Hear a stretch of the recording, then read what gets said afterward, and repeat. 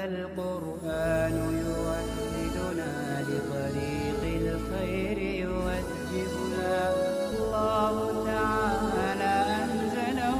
ورسول الله معلم. بسم الله الرحمن الرحيم. فصل في الصريح والكناية. الصريح لفظ يكون المراد به ظاهرا كقوله بعت واشتريت وأمثاله، وحكمه أنه يوجب ثبوت معناه بأي طريق كان من إخبار أو نعت أو نداء، ومن حكمه يستغني عن النية. فصل في الصریح والکنایۃ. یہ فصل صریح اور کنایہ کے بیان میں ہے. الصریح لفظ یکون المراد به ظاہرا وقوله بعت واشتریت وامثالہ. صریح وہ لفظ ہے جس کی مراد ظاہر ہو، جیسے کہ قائل کے قول بعت یعنی میں نے خریدا، میں نے بیچا، اشتریت میں نے خریدا، وامثالہ اور اس کے مثل. وحکمہ انہ یوجب ثبوت معناہ بأی طریق کان من اخبار او نعت او نداء. اور صریح کا حکم یہ ہے کہ وہ اپنے معنی کے ثبوت کو واجب کرتا ہے، جس طریقے پر بھی ہو، اخبار کے طریقے پر ہو یا نعت کے طریقے پر ہو یا ندا کے طریقے پر ہو. ومن حکمہ یستغنی عن النیت. اور اس کا حکم یہ بھی ہے کہ وہ نیت سے بے نیاز ہوتا ہے. اس دوسری تقسیم کے تحت بھی 4 قسمیں تھیں. ان میں سے 2 یعنی حقیقت اور مجاز کو تفصیل کے ساتھ ذکر کر دیا ہے. اس فصل میں مصنف رحمۃ اللہ علیہ نے صریح اور کنایہ کو ذکر کیا ہے اور ان دونوں کو ایک ہی فصل میں اکٹھا کیا ہے. اور اس کی وجہ یہ ہے کہ ان دونوں میں سے ہر ایک کا نام دوسرے کی طرف نسبت کرتے ہوئے رکھا گیا ہے. چنانچہ صریح کو صریح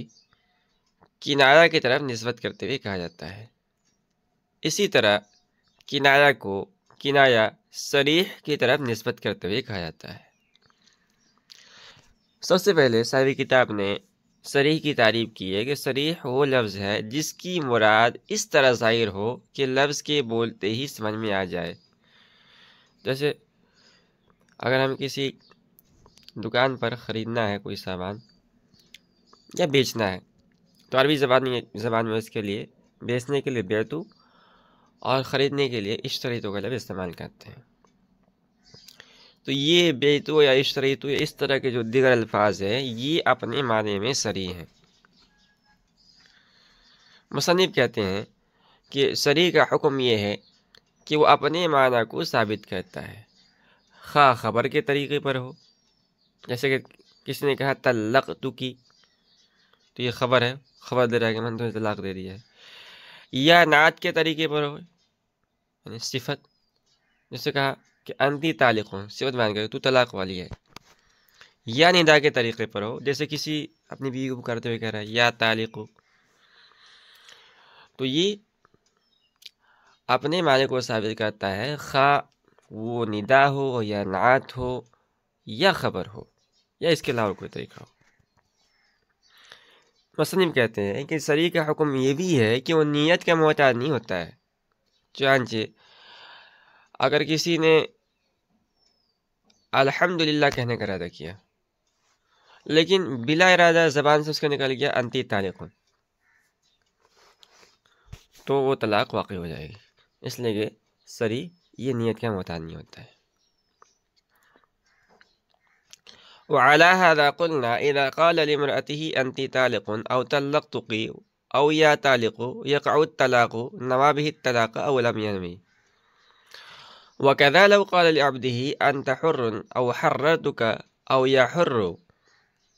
وعلى هذا قلنا إن التيمم يفيد الطهارة لأن قوله تعالى ولكن يريد ليطهركم صريح في حصول الطهارة. وللشافعي رحمه الله فيه قولان احدهما انه طہارۃ ضروریۃ والآخر انه ليس بطہارۃ بل هو ساتر للحدث وعلى هذا قلنا. صاحب کتاب کہتے ہیں کہ اسی پر ہم نے یہ کہا کہ اذا قال لامرأته انت طالق او طلقتك او یا طالق يقع الطلاق نوى به الطلاق او لم ينوي، کہ اگر کسی نے اپنی بیوی سے کہا انتی طالق یا طلقتک یا کہا یا طالق تو طلاق واقع ہو جائے گی، اس سے طلاق کی نیت کی ہو یا نیت نہ کی ہو. وَكَذَا لَوْ قَالَ لِعَبْدِهِ أَنْتَ حُرٌّ أَوْ حَرَّرْتُكَ أَوْ يَا حُرُّ، کہنا ہے کہ اسی طرح اگر کسی آقا نے اپنے غلام سے کہا انت حر یا حررتک یا کہا کہ یا حر،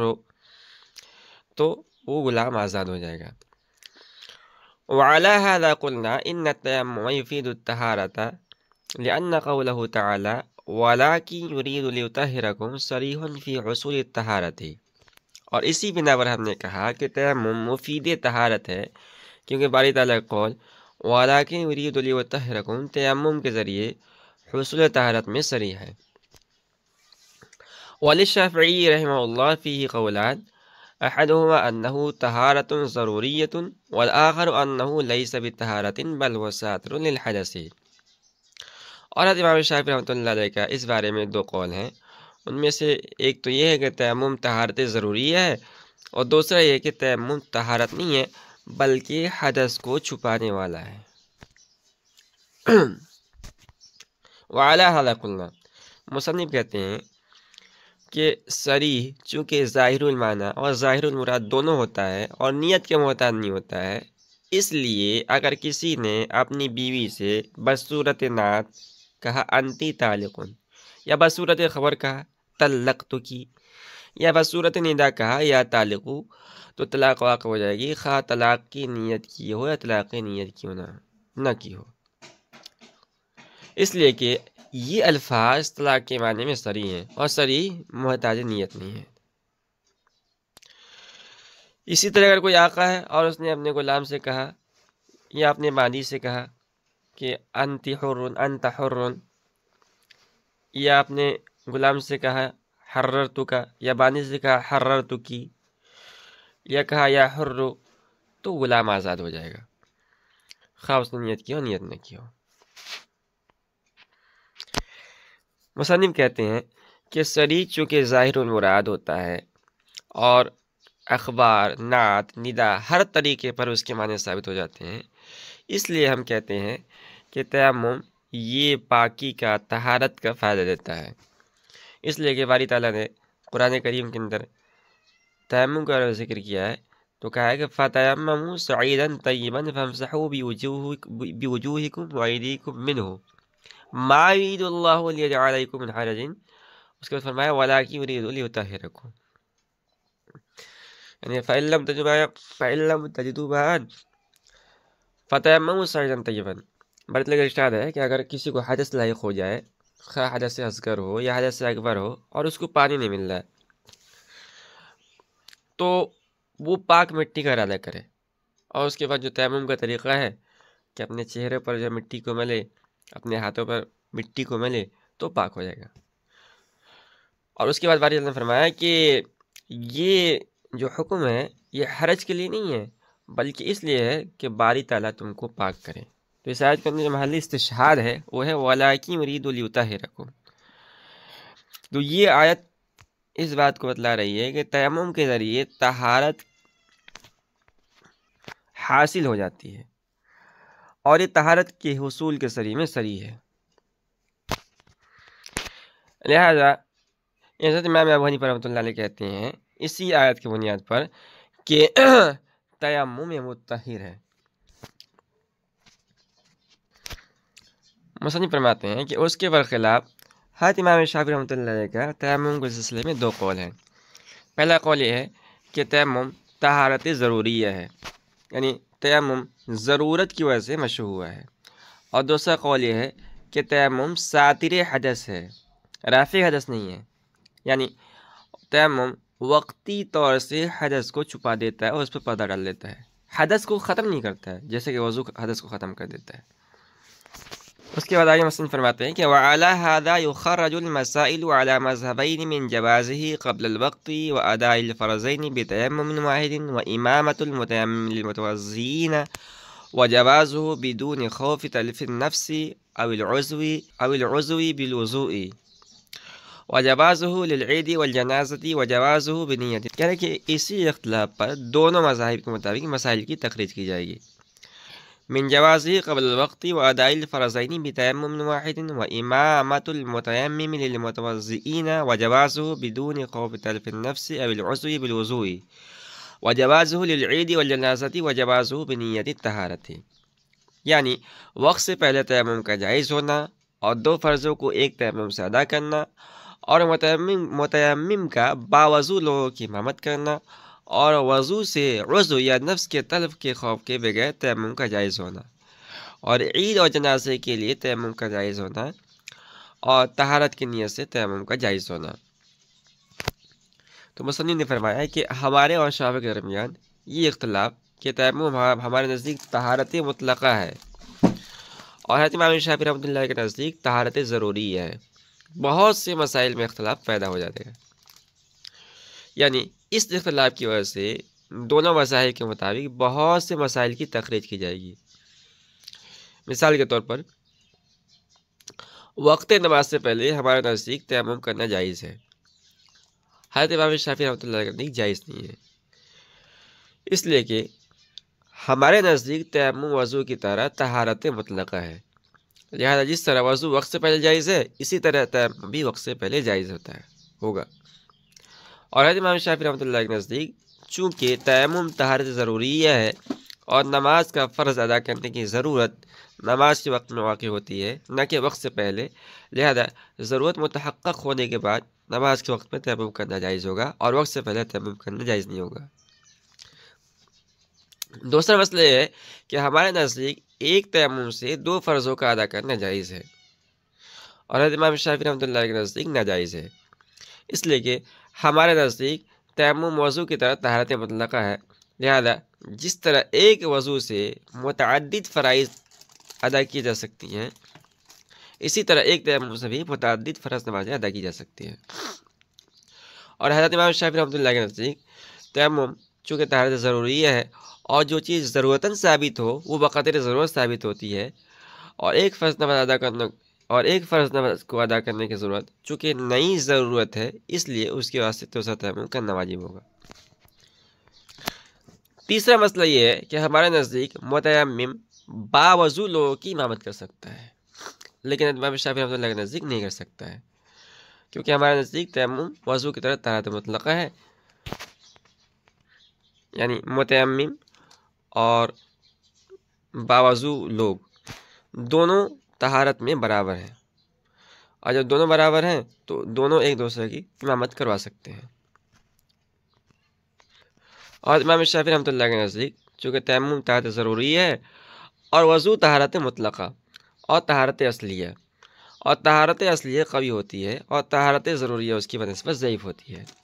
اور یہ بات مسلم ہے کہ قوی کا ضعیف کی اقتداء کرنا اور ضعیف کا قوی کی امامت کرنا ناجائز ہے، جیسا کہ اشارے سے نماز پڑھنے والے کا رکوع اور سجدے کے ساتھ نماز ادا کرنے والے کی امامت کرنا ناجائز ہے۔ چوتھا مسئلہ یہ ہے کہ بیمار آدمی کو وضو کرنے سے اگر عضو یا نفس کے تلف ہونے کا خوف نہ ہو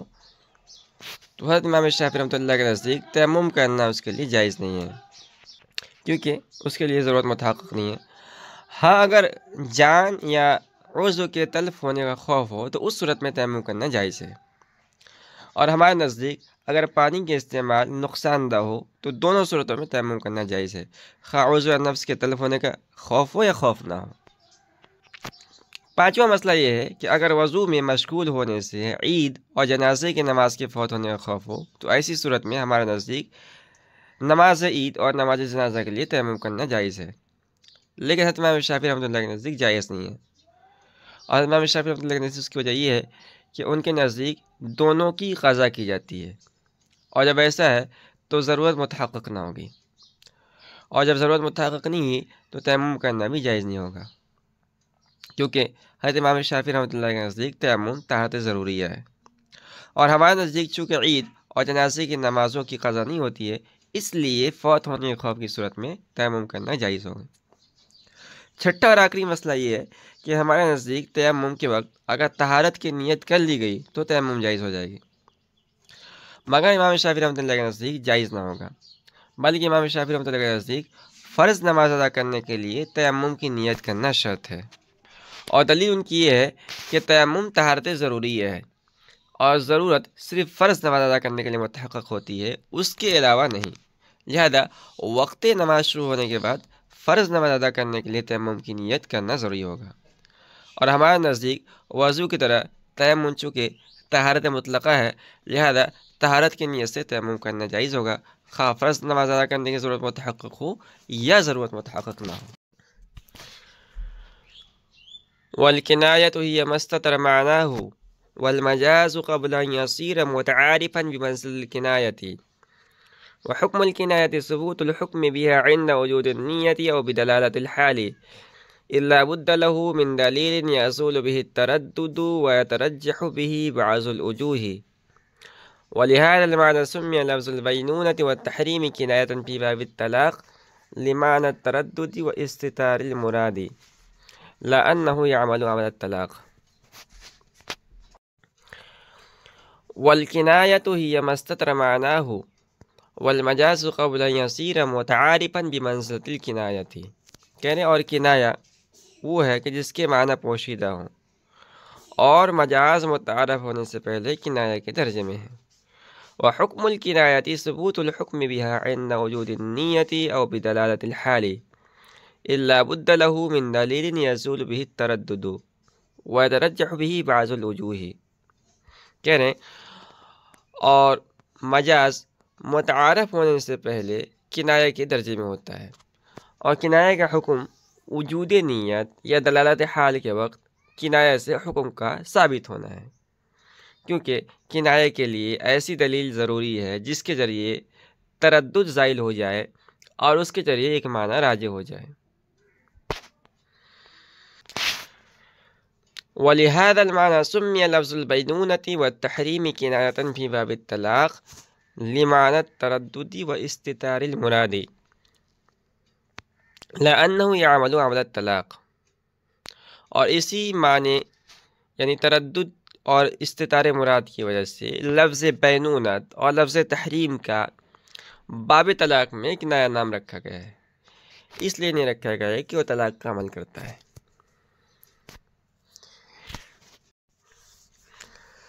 یہاں سے مصنف رحمۃ اللہ علیہ کنایا کی تعریف بیان فرما رہے ہیں، چنانچہ فرمایا کہ کنایا وہ لفظ ہے جس کی مراد پوشیدہ ہو۔ مصنف کہتے ہیں کہ مجاز جب تک لوگوں میں متعارف مشہور نہ ہو اس وقت تک وہ بھی کنایا کے درجے میں ہوتا ہے، اس لیے کہ مجاز کے متعارف ہونے سے پہلے اس میں تردد ہوتا ہے، اس طور پر کہ جو لفظ ہے وہ حقیقت کا بھی احتمال لگتا ہے اور مجاز کا بھی، تو اس تردد کی وجہ سے مجاز متعارف ہونے سے پہلے کنایہ کے درجے میں ہوگا۔ اس کے بعد کنایہ کا حکم بیان فرمایا کہ کنایہ کا حکم یہ ہے کہ کنایہ کے ذریعے حکم اس وقت ثابت ہوتا ہے جبکہ متکلم ایک معنی کی نیت کرے یا ایک معنی مراد ہونے پر کوئی قرینہ موجود ہو، یعنی سامع کو یہ بات معلوم ہو جائے کہ متکلم نے ایک معنی کی نیت کی۔ مثال کے طور پر متکلم نے پہلے لفظ کنایہ کا تکلم کیا اور اس کے بعد خود واضح کر دیا کہ نویت بھی کذا، کہ میں نے یہ نیت کی تھی، یا اس نے کہا اردت بھی کذا، میرا ارادہ یہ تھا، یا متکلم نے واضح نہیں کیا لیکن دلالت حال اور قرینے سے ایک معنی کا مراد ہونا معلوم ہو جائے۔ مثال کے طور پر میاں بیوی کے درمیان طلاق کا ذکر چل رہا تھا اور اسی دوران شوہر نے طلاق کا کوئی کنایہ لفظ کہہ دیا، مثال کے طور پر کہہ دیا انتی بائنن، تو اس صورت میں عورت پر طلاق واقع ہو جائے گی۔ اگرچہ شوہر یہ کہتا رہے کہ میں نے طلاق کی نیت نہیں کی۔ مصنف کہتے ہیں کہ نیت یا قرینہ کا پایا جانا اس لیے ضروری ہے کہ کنایہ میں تردد ہوتا ہے اور لفظ کنائی چند معانی کا احتمال رکھتا ہے، لہذا اس تردد کو دور کرنے کے لیے، زائل کرنے کے لیے اور کسی ایک معنی کو ترجیح دینے کے لیے ایسی دلیل کا ہونا ضروری ہے جس کی وجہ سے وہ تردد زائل ہو جائے اور کوئی ایک معنی راجع ہو جائے، اور وہ دلیل چونکہ نیت اور قرینہ ہے، اس لیے کنایہ کا حکم ثابت کرنے کے لیے نیت یا قرینہ کا پایا جانا ضروری ہے۔ اس کے بعد مصنف نے ذکر فرمایا ہے کہ لفظ بینونت اور لفظ تحریم چونکہ چند معنی کا احتمال رکھتا ہے اور ان کے معنی میں تردد ہے کہ کون سا معنی مراد ہے اور کون سا معنی مراد نہیں ہے، اس لیے ان کی مراد بھی پوشیدہ ہوگی، اور استتار مراد اور تردد کی وجہ سے باب طلاق میں ان الفاظ کو کنایہ کے ساتھ موسوم کیا گیا ہے۔ اور یہ الفاظ چند معنی کا احتمال اس طرح رکھتے ہیں کہ جب کوئی شخص مثال کے طور پر اپنی بیوی سے کہے نارمل حالت میں، عام حالت کے اندر، انتی بائنون، تو اس کا مطلب یہ بھی ہو سکتا ہے کہ تو رشتہ نکاح سے جدا ہے، یعنی تو مطلقہ ہے، اور یہ بھی ہو سکتا ہے کہ تو معصیت سے جدا ہے، یعنی تجھ سے گناہ کا صدور نہیں ہوتا ہے، یا یہ مطلب یہ بھی ہو سکتا ہے کہ تو بھلائیوں سے جدا ہے، یعنی تجھ سے اچھے کام سازی نہیں ہو سکتے ہیں۔ بہرکیف اس کے معنی میں کئی احتمال ہیں۔ اسی طرح اگر کسی نے اپنی بیوی سے کہا انتی حرام، تو اس کا ایک مطلب یہ ہو سکتا ہے کہ تو شوہر پر حرام ہے، یعنی تو مطلقہ ہے، اور یہ بھی ہو سکتا ہے کہ تو دوسرے لوگوں پر حرام ہے، اور ایک مطلب یہ بھی ہو سکتا ہے کہ تجھ کو معاصی سے روک دیا گیا ہے، یا نیکیوں سے روک دیا گیا ہے، یا والدین سے روک دیا گیا ہے۔ تو چونکہ یہ دونوں چند معنی کا احتمال رکھتے ہیں تو ان کی مراد بالیقین پوشیدہ ہوگی، اور اسی پوشیدگی مراد کی وجہ سے باب طلاق میں فقہائے کرام نے ان کو کنایہ کے ساتھ تعبیر کیا ہے۔ لأنه يعمل عمل الطلاق سے ایک اعتراض کا جواب دیا ہے۔ اعتراض یہ ہے کہ یہ الفاظ طلاق سے کنایہ ہیں، یعنی ان الفاظ سے کنایتاً طلاق مراد ہوتی ہے، تو ان الفاظ کو طلاق کا عمل کرنا چاہیے تھا، یعنی جس طرح لفظ طلاق سے رجعی طلاق واقع ہوتی ہے، اسی طرح ان الفاظ سے بھی طلاق رجعی واقع ہونی چاہیے تھی، جیسا کہ حضرت امام شافعی رحمۃ اللہ علیہ فرماتے ہیں۔ اس کا جواب یہ ہے کہ جو دونوں الفاظ ہیں، یعنی بائن اور حرام، ان کے ایک حقیقی معنی ہیں، لہذا یہ الفاظ اپنے موجبات یعنی اپنے حقیقی معنی ہی میں عمل کریں گے، اور ان کا جو حقیقی معنی ہے وہ ہے جدا ہونا، حرام ہونا، اور ان کا جو تحقق ہوتا ہے وہ طلاق بائن کی صورت میں ہوتا ہے، طلاق رجعی کی صورت میں نہیں ہوتا ہے، لہذا ان الفاظ سے طلاق بائن واقع ہوگی، اور یہی حضرت امام ابو حنیفہ رحمۃ اللہ علیہ کے وَيَتَفَرَّعُ مِنْهُ حُكْمُ الْكِنَايَاتِ فِي حَقِّ عَدْمِ وِلَايَةِ الرَّجْعَةِ وَلِوُجُودِ مَعْنَى التَّرَدُّدِ فِي الْكِنَايَةِ لَا يُقَامُ بِهِ الْعُقُوبَاتُ لَوْ أَقَرَّ عَلَى نَفْسِهِ فِي بَابِ الزِّنَا وَالسَّرِقَةِ لَا يُقَامُ عَلَيْهِ الْحَدُّ مَا لَمْ يُذْكَرِ اللَّفْظُ الصَّرِيحُ وَلِهَذَا الْمَعْنَى لَا يُقَامُ الْحَدُّ عَلَى الْأَخْرَسِ بِالْإِشَارَةِ وَلَوْ قَذَفَ رَجُلًا بِالزِّنَا فَقَالَ الْآخَرُ صَدَقْتَ لا يجب الحد عليه لاحتمال التصديق له في غيره۔ کہنے کے بعد وَيَتَفَرَّعُ مِنْهُ حُكْمُ الْكِنَايَاتِ فِي حَقِّ عَدْمِ وِلَايَةِ الرَّجْعَةِ، اور اس سے کنایات کا حکم متفرع ہوگا رجعت کے ولایت نہ ہونے کے حق میں۔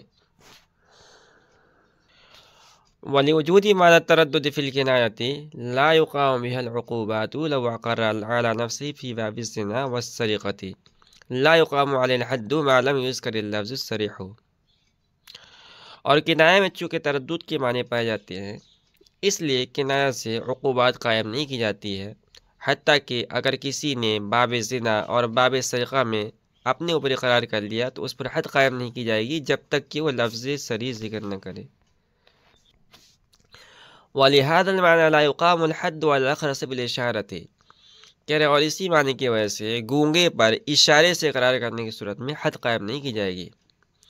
وَلَوْ قَذَفَ رَجُلًا بِالزِّنَا فَقَالَ الْآخَرُ صَدَقْتَ لَا يَجِبُ الْحَدُّ عَلَيْهِ لِاحْتِمَالِ التَّصْدِيقِ لَهُ فِي غَيْرِهِ۔ اور کسی کو زنا کی تہمت لگائی اور دوسرے نے کہا تو نے سچ کہا تو اس پر حد واجب نہیں ہوگی، کیونکہ اس میں یہ احتمال ہے کہ اس نے تہمت کے علاوہ اور کسی چیز کی تصدیق کی ہو۔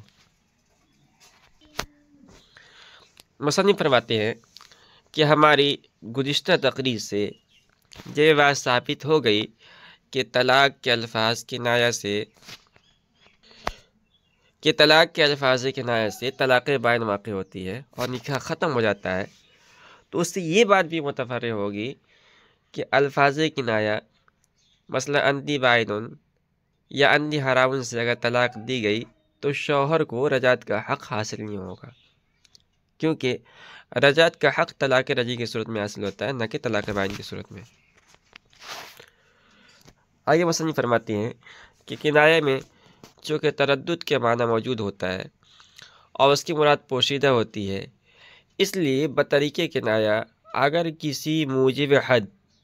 اور سبب حد چیز کا اقرار کیا گیا تو اس سے مقر پر حد جاری نہ ہوگی جب تک کہ صریح لفظ سے اقرار نہ کرے، اور اس کی وجہ ہے کہ حدود اور کفارات شبہات سے ساقط ہو جاتے ہیں۔ اور کنایہ میں چونکہ تردد معنی اور استطار مراد کی وجہ سے ایک گناہ شبہ ہوتا ہے، اس لیے کنائی الفاظ کے ذریعے اگر اقرار زنا کیا گیا تو اس سے حد واجب نہیں ہوگی۔ مثال کے طور پر اگر کسی نے اقرار کیا کہ انی جامعت فلانا جماعا حراما، کہ میں نے فلاں عورت سے